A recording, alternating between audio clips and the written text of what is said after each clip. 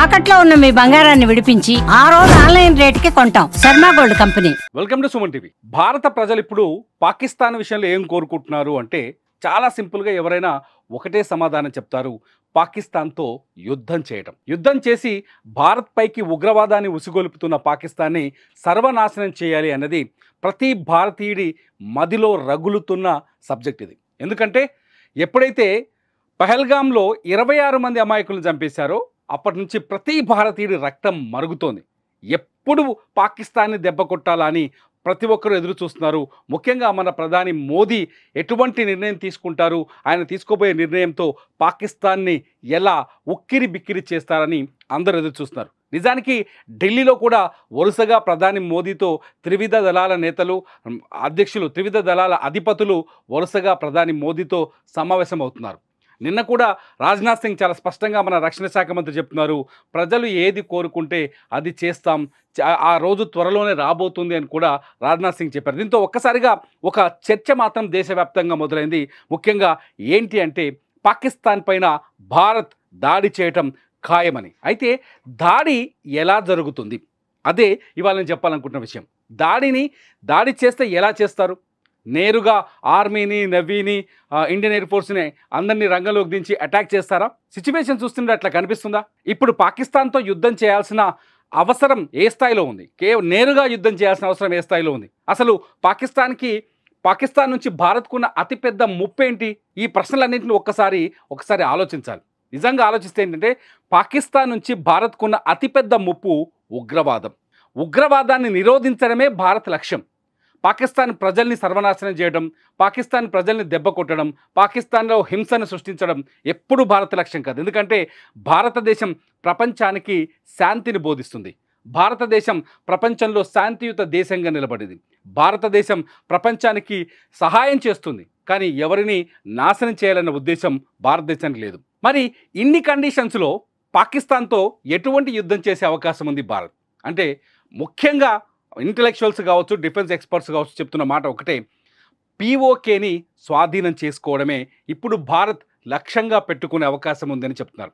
ఎందుకు పీఓకేని టార్గెట్ చేస్తున్నారు అంటే, పీఓకేలో ఉగ్రవాద సంస్థల్ని పాకిస్తాన్ పెంచి పోషిస్తోంది. పాకిస్తాన్ ఉగ్రవాద సంస్థల్ని నడిపించడం కోసం తమ బడ్జెట్లోంచి, విదేశాల నుంచి డబ్బును తెచ్చి ఉగ్రవాద సంస్థలకు పెట్టుబడులు పెడుతుంది. ఉగ్రవాద సంస్థలు అక్కడ దాదాపు 42 స్థావరాలను ఏర్పాటు చేశారు. పీఓకేలోనే పాకిస్తానీ ఉగ్రవాద సంస్థలు సెటిల్ అయి ఉన్నాయి. పీఓకేలో ఉండి యువతని ఉగ్రవాదం వైపు మళ్లిస్తున్నాయి. పీఓకే నుండే భారత్ పైన వరుసగా దాడులు చేస్తున్నాయి. సో ముందు భారత్ ఆలోచిస్తున్న లక్ష్యం ఏంటి అంటే, ఎక్స్పర్ట్స్ ప్రకారం పీఓకే పైన మొదట దాడి చేయాలి. పీఓకేని హస్తగతం చేసుకుంటే ఉగ్రవాదాన్ని కంట్రోల్ చేయొచ్చు అన్నది భారత్ ముందున్న లక్ష్యంగా కనిపిస్తోంది. అందుకే రాజ్నాథ్ సింగ్ వ్యాఖ్యల వెనుక అర్థం కూడా అదే కనిపిస్తుంది. ప్రధాని మోదీ బీహార్లో మాట్లాడిన మాటల వెనుక కూడా అర్థం కూడా అదే కనిపిస్తుంది.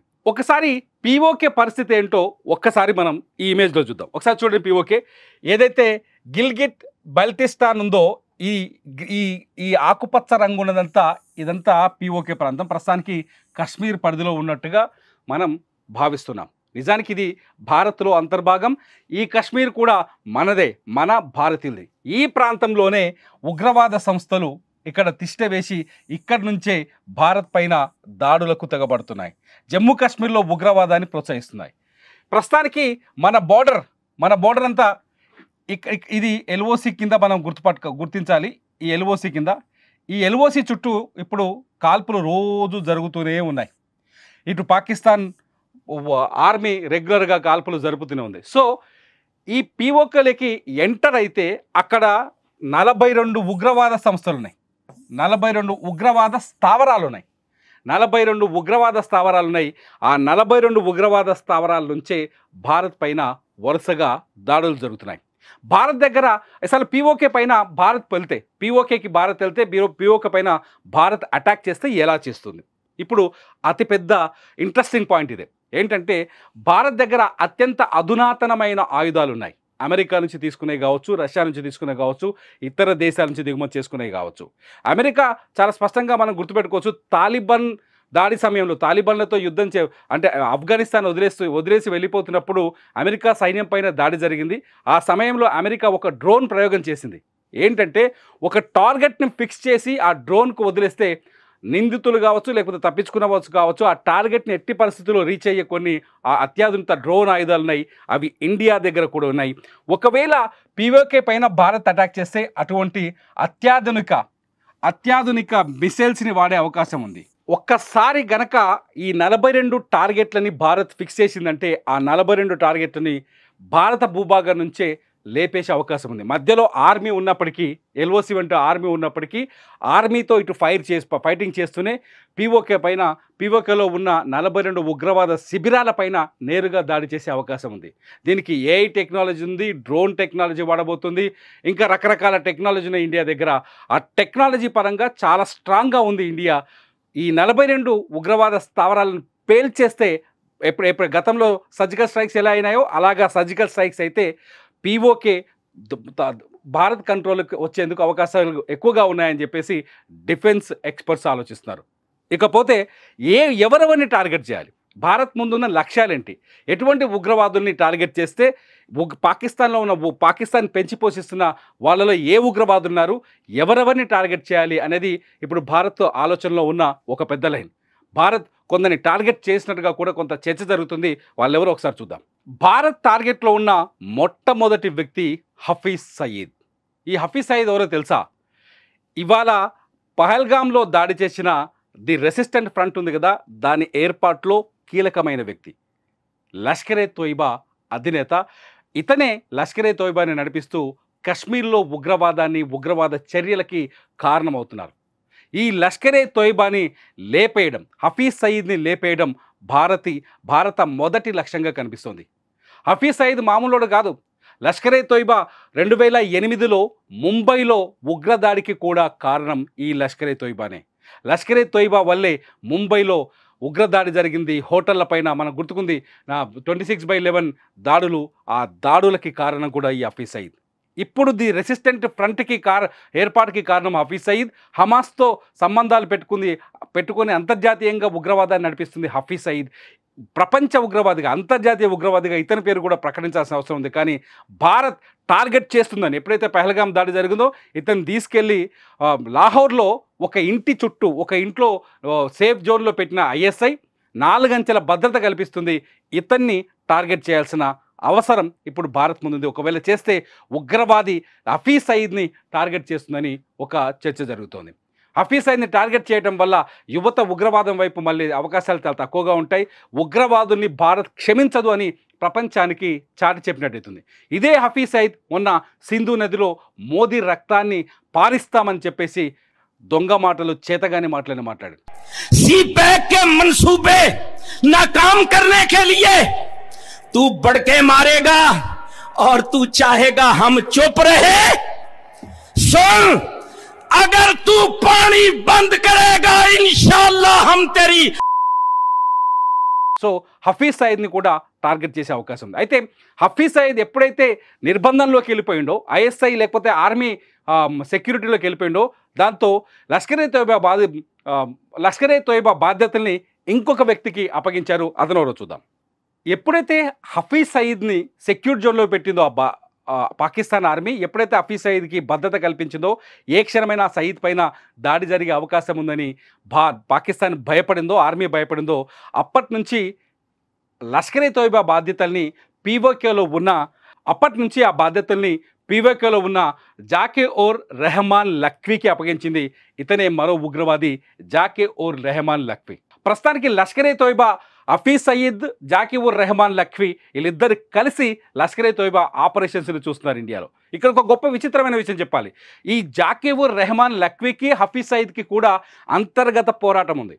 లష్కరే తోయిబాలో కూడా ఈ రెండు గ్రూపులు ఏం చేస్తున్నాయంటే, ఒకరిపైన ఆధిపత్యం కోసం ఒక గ్రూపు పైన మరో గ్రూపు దాడులు చేసుకున్న సంఘటనలు కూడా మనకు కొన్ని వార్తల్లో కనిపిస్తాయి. సో ప్రస్తుతానికి ఈ ఇద్దరు దుండగులు కలిసి పాకిస్తాన్లో రక్తాన్ని పారిస్తున్నారు. ఈ ఇద్దరు ఉగ్రవాదులను కూడా భారత్ తన టెక్నాలజీ ద్వారా టార్గెట్ చేసి పీఓకేలో వీళ్ళని అంతమొందించే అవకాశం ఉన్నట్టుగా, దానికి తగ్గట్టుగా వ్యూహాన్ని రచిస్తున్నట్టుగా తెలుస్తోంది. ఇకపోతే జైషే మహమ్మద్ ఇంకో అతిపెద్ద ఉగ్రవాద సంస్థ.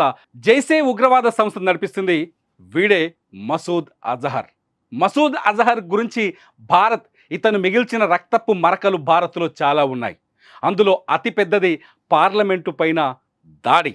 రెండోది వచ్చేసి 2019లో జమ్మూ కాశ్మీర్ పుల్వామాలో జరిగిన సిఆర్పిఎఫ్ జవాన్ల పైన జరిగిన బాంబు దాడి. 42 మంది సిఆర్పిఎఫ్లు జవాన్లని చంపింది కూడా ఇతనే, వీడే ఆ మసూద్ అహ్మద్. ఈ మసూద్ అహ్మద్ కూడా ప్రస్తుతం పాక్ ఆక్రమిత అంటే పీఓకేలో ఉండి, పాక్ ఆక్రమిత కాశ్మీర్లో అంటే పీఓకేలో ఉండి ఆపరేషన్స్ నిర్వహిస్తున్నాడు. జమ్మూ కాశ్మీర్లో యువతని ఉగ్రవాదం వైపు మళ్లిస్తూ రక్తపాతాన్ని పారిస్తున్నాడు.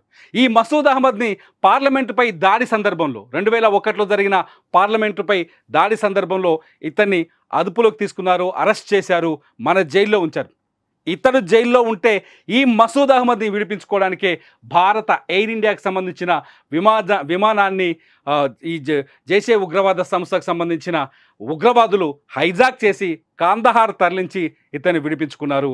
మొత్తానికి ఈ మసూద్ అహ్మద్ ఎప్పుడైతే భారత్ నుంచి వెళ్ళిపోయాడో, కాందహార్ నుంచి పాకిస్తాన్లోకి మళ్ళీ తిరిగి వెళ్ళిపోయాడో, అప్పుడే ఈ జైషే మహమ్మద్ అనే ఉగ్రవాద సంస్థని సృష్టించి భారత్లో రక్తపాతాన్ని పారిస్తున్నాడు.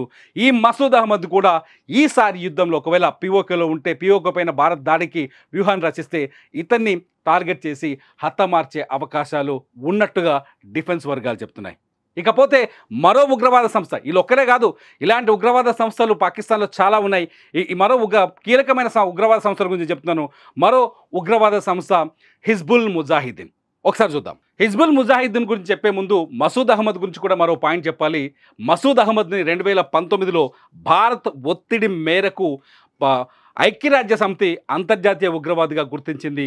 మసూద్ అహ్మద్ పాకిస్తాన్లో ఉండి, పీఓకేలో ఉండి ప్రపంచవ్యాప్తంగా ఉగ్రవాదాన్ని వ్యాప్తి చేస్తున్నాడని చెప్పేసి మసూద్ అహ్మద్ని పైన నిషేధం విధించింది అంతర్జాతీయ ఐక్యరాజ్య సమితి. ఆ తర్వాత హిజ్బుల్ ముజాహిదీన్ నడిపించే ఇతని పేరు సయ్యద్ సలావుద్దీన్. ఈ సయ్యద్ సలావుద్దీన్ కూడా పీఓకేలోని ముజఫరాబాద్లో తిష్టవేసి అక్కడ ఉగ్రవాద సంస్థలు నడిపిస్తున్నారు. అక్కడ ఉగ్రవాద శిక్షణ కార్యక్రమాలు ఏర్పాటు చేసి భారత్ పైన ఉగ్రవాదాన్ని ముసుగొల్పుతున్నాడు. హిజ్బుల్ ముజాహిదీన్ చాలా స్పష్టంగా కశ్మీర్లో ఉన్న యువతను ఉగ్రవాదం వైపు మళ్లించి ఉద్రిక్తతల్ని రెచ్చగొట్టి కశ్మీర్లో దాడులకు ప్రయత్నిస్తుంది. హిజ్బుల్ ముజాహిదీన్కి సంబంధించిన అనేక మంది ఉగ్రవాదులు భారత బార్డర్లకు చొచ్చుకొని వచ్చి దాడులు జరిపిన సంఘటనలు భారత రక్తపాత చరిత్రలు అనేకం ఉన్నాయి. సో ఈ సయ్యద్ సలావుద్దీన్ కూడా ముజఫరాబాద్లో ఉన్న సయ్యద్ సలావుద్దీన్ కూడా లేపేయటం భారత సైన్యం లక్ష్యంగా కనిపిస్తోంది. ఒకవేళ పీఓకే పైన దాడి జరిగితే ఉగ్రవాది సయ్యద్ సలావుద్దీన్ కూడా అంతం చేయాలని భారత వ్యూహంగా కొందరు చర్చిస్తున్నారు, ఎక్స్పర్ట్ చెప్తున్నారు. ఇకపోతే ఇప్పుడు కొత్తగా పుట్టుకొచ్చిన ది రెసిస్టెంట్ ఫ్రంట్. ఈ ది రెసిస్టెంట్ ఫ్రంట్ నడిపిస్తుందో ఒకసారి చూద్దాం. ది రెసిస్టెంట్ ఫ్రంట్ నడిపిస్తుంది షేక్ సాజిద్. వీడే మొన్న పుల్వామాలో దాడులకు కారకుడు వీడే. వీడు నడిపించే ఉగ్రవాద సంస్థ నుంచే, ఈ సయ్యద్ సాజిద్ నడిపించే ఉగ్రవాద సంస్థ నుంచే 4 ఉగ్రవాదులు వచ్చి అమాయకులైన మన 26 మంది టూరిస్టుని కాల్ చంపింది. ది రెసిస్టెంట్ ఫ్రంట్ కశ్మీర్లో ఆర్టికల్ 370 రద్దు తర్వాత ఏర్పడింది. ది రెసిస్టెంట్ ఫ్రంట్ ఏర్పాటులో కీలకమైన వ్యక్తులు ఎవరో తెలుసా? హఫీజ్ సయీద్, లష్కరే తోయిబా అధ్యక్షుడు హఫీజ్ సయీద్తో పాటు జైషే మహమ్మద్ నుంచి కూడా కొందరు ఉగ్రవాదుల్ని సెలెక్ట్ చేసి ఏదైతే ఇజ్రాయిల్లో రక్తపాతాన్ని సృష్టిస్తున్నారో హమాస్ టెక్నాలజీని తీసుకొని ఇజ్రాయిల్లో హమాస్ ఎటువంటి దాడులకు పాల్పడుతుందో అటువంటి దాడులు చేసే విధంగా ది రెసిస్టెంట్ ఫ్రంట్ ఏర్పాటు చేశారు. కశ్మీర్లో ది రెసిస్టెంట్ ఫ్రంట్ ఆర్టికల్ 370 తర్వాత అనేక దాడులకు పాల్పడింది. అమాయకులు కూలీలని, లేకపోతే గుర్రాలు నడిపించుకునే వాళ్ళని, లేకపోతే డ్రైవర్లని టార్గెట్ చేసి చంపుతూ వచ్చింది. వీళ్ళ ఉద్దేశం ఏంటంటే అలజడి సృష్టించడం. కశ్మీర్లో ప్రశాంతతలో ఉన్న చోట అలజడిని సృష్టించి ఇక్కడి ప్రజల్ని భయభ్రాంతులకు గురి చేయడం, కశ్మీర్ని అల్లకల్లోలం చేయడం. ది సయ్యద్ సలావుద్దీన్ కూడా ప్రస్తుతం పీఓకేలో ఉన్నట్టుగా మన సైన్యం దగ్గర కావచ్చు, ఇంటెలిజెన్స్ దగ్గర కావచ్చు ఆధారాలు ఉన్నాయి. ఈ ఆధారాల్ని ఆసరాగా చేసుకొని పీఓకే పైన దాడి చేస్తే సయ్యద్ సలావుద్దీన్ కూడా, సయ్యద్ సాజిద్ను కూడా అంతం చేయాలనేది భారత సైన్యం లక్ష్యంగా కనిపిస్తుంది. అంటే చాలా స్పష్టంగా ఒక విషయాన్ని అర్థం చేసుకోవచ్చు. ఇప్పటికే సింధు జలాల్ని ఆపి పాకిస్తాన్ పైన ఆర్థికంగా దెబ్బ కొట్టాలని భారత్ ఒక నిర్ణయానికి వచ్చింది. కొన్ని నదుల పైన ఉన్న ప్రాజెక్టుల నుంచి నీళ్లు కింద కొదలకుండా ఇప్పటికే బ్రేక్ చేసింది. అంతేకాదు IMF కూడా చాలా స్పష్టంగా కోరింది భారత్ పాకిస్తాన్కి ఎటువంటి అంతర్జాతీయ నిధుల్ని అందించకూడదు, మీరు అందించే నిధులు నేరుగా ప్రపంచపైకి ఉగ్రవాదాన్ని ఉసుకొల్పేందుకు పాకిస్తాన్ వినియోగిస్తుందని చెప్పేసి. ఆర్థికంగా పాకిస్తాన్కి సంబంధించిన వస్తువుల్ని ఏ దేశం దిగుమతి చేసుకోకూడదని భారత్ కోరింది. భారత్కి పాకిస్తాన్ నుంచి వస్తున్న వస్తువుల దిగుమతులను కూడా నిలుపుదల చేసింది. పాకిస్తాన్ ఆర్థికంగా బలపడితే ఆ డబ్బునంతా తీసుకెళ్లి కేవలం ఉగ్రవాదం మీద, కశ్మీర్లో అలజడి సృష్టించడం కోసం మాత్రమే ఖర్చు చేస్తుంది. పాకిస్తాన్లో ఉగ్రవాదం బలపడితే ప్రపంచం ప్రమాదంలోకి వెళ్తుందనే విషయాన్ని ప్రపంచ దేశాలకు అర్థమయ్యే విధంగా భారత్ చాలా స్పష్టంగా చెప్పింది, పేర్కొంది. అందుకనే పాకిస్తాన్ ఓడల్ని భారత రేవులోకి రావద్దని చెప్పింది, పాకిస్తాన్ విమానాల్ని భారత గగనతలంలోకి రావద్దని చెప్పింది, మన విమానాల్ని కూడా పాకిస్తాన్ గగనతలంలోకి వెళ్లకుండా నిషేధం విధించింది పాకిస్తాన్, మన ఓడలను కూడా అడ్డుకుంది. మొత్తంగా ఆర్థిక సంబంధాల్ని, ఆర్థికంగా కూడా పాకిస్తాన్ని నిలువరింపచేసేందుకు భారత్ ప్రయత్నం చేస్తుంది. ఇదంతా భారత్ యుద్ధ వ్యూహంగా కనిపిస్తుంది. యుద్ధం చేయడం అంటే నేరుగా వెళ్ళిపోయి పాకిస్తాన్ మీద దాడులు వేయడం, పాకిస్తాన్ చెప్తున్నట్టుగా ఆటం బాంబులు తీసుకొచ్చి వేస్తామని బెదిరించడం కాదు.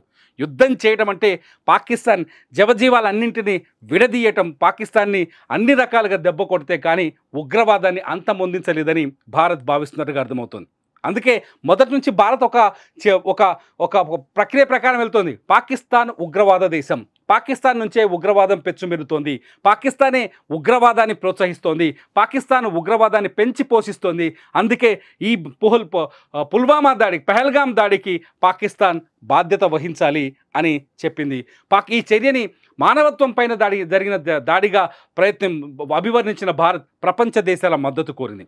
ప్రపంచంలో ఉన్న ఒక చైనా, టర్కీ లాంటి కొన్ని దేశాలు తప్ప ప్రపంచంలో ఉన్న అన్ని దేశాలు పహల్గాం దాడిని ఖండించాయి. దాడిని ఖండించాయి అంటే ఉగ్రవాదం పాకిస్తాన్ నుంచి కశ్మీర్లోకి వస్తుందని ఆమోదించినట్టుగానే కనిపిస్తుంది. ఇవాళ ఐక్యరాజ్య సమితి భద్రతా మండలి సమావేశం అవుతుంది. ఈ సమావేశంలో పాకిస్తాన్ భారత్ పైన కొన్ని ఆరోపణలు చేసింది. ఆ ఆరోపణలకి భారత్ ఎలాంటి సమాధానం చెప్తుందో చూద్దాం. దాంతోపాటు పాకిస్తాన్ పైన యుద్ధ వ్యూహం ఆల్రెడీ మొదలైనట్టుగా మనం అర్థం చేసుకోవాలి.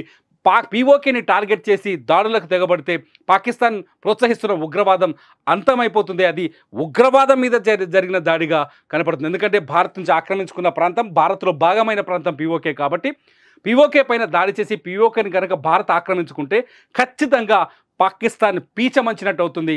పాకిస్తాన్ పెంచి పోషిస్తున్న ఉగ్రవాదం అంతమైపోతుంది. మరి మీరేమంటారు? POK పైన యుద్ధం చేయాలా భారత్? భారత్ యుద్ధ వ్యూహాలు సరైన పద్ధతిలోనే ఉన్నాయా? భారత్ ఎటువంటి అడుగులు వేస్తే బాగుంటుంది?